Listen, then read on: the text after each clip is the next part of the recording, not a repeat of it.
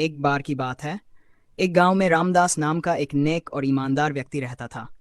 वह हमेशा जरूरतमंदों की मदद करता, सच्चाई के मार्ग पर चलता और किसी का बुरा नहीं चाहता।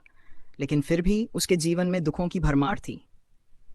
दूसरी ओर उसी गांव में रघुनाथ नाम का एक धूर्त और लालची व्यक्ति था, जो दूसरों को धोखा देकर, छल कपट करके धन कमाता था। आश्चर्य की बात यह थी कि रघुनाथ का जीवन ऐशो आराम से भरा था, जबकि रामदास कठिनाइयों से घिरा रहता था। रामदास के मन में यह सवाल बार बार उठता, मैं सारा जीवन अच्छे कर्म करता हूँ, फिर भी मुझे दुख क्यों मिलता है? और रघुनाथ जैसा पापी व्यक्ति सुखी क्यों है?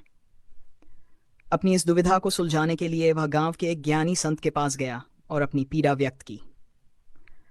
संत मुस्कुराए और बोले, बेटा, मैं तुम्हें इस प्रश्न का उत्तर एक कहानी से दूंगा। संत ने समझाया, एक राजा था जो न्यायप्रिय था, लेकिन उसके राज्य में एक अपराधी था जिसने बहुत सारे पाप किए थे। राजा ने सोचा कि उसे तुरंत कड़ी सजा देनी चाहिए, लेकिन तभी मंत्री ने कहा, महाराज, उसे थोड़ा समय और दे दीजिए, हो सकता है वह अपनी गलतियों को सुधार ले। राजा ने मान लिया और अपराधी को कुछ समय और दिया। दूसरी ओर एक सैनिक था जिसने हमेशा ईमानदारी से राजधर्म निभाया। एक दिन युद्ध में वह घायल हो गया और उसकी मृत्यु हो गई। लोग सोचने लगे कि जिसने जीवन भर सेवा की उसे मृत्यु मिली, और जो अपराधी था उसे समय मिल गया। लेकिन राजा जानता था कि सैनिक ने अपने कर्मों का फल पा लिया और अपराधी को अपने कर्मों का फल भविष्य में मिलेगा। संत ने आगे कहा, रामदास, यह संसार एक कर्म भूमि है। तुम्हारे पिछले जन्मों के कर्म भी तुम्हारे वर्तमान जीवन को प्रभावित करते हैं।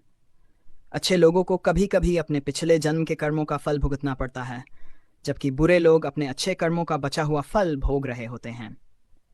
लेकिन न्याय का चक्र कभी रुकता नहीं। जब समय आएगा तो पापी को भी अपने कर्मों का दंड मिलेगा और सच्चे व्यक्ति को उसका उचित फल मिलेगा।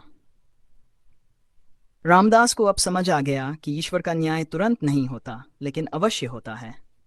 उसने धैर्य रखा और अपने कर्मों में विश्वास बनाए रखा। समय बीता, रघुनाथ के पाप बढ़ते गए और अंत में उसे एक बड़ी विपत्ति ने घेर लिया। दूसरी ओर रामदास की ईमानदारी और अच्छाई ने उसे सम्मान और समृद्धि दिलाई। सीख, कर्मों का फल अवश्य मिलता है, कभी जल्दी कभी देर से, लेकिन न्याय का चक्र अवश्य घूमता है।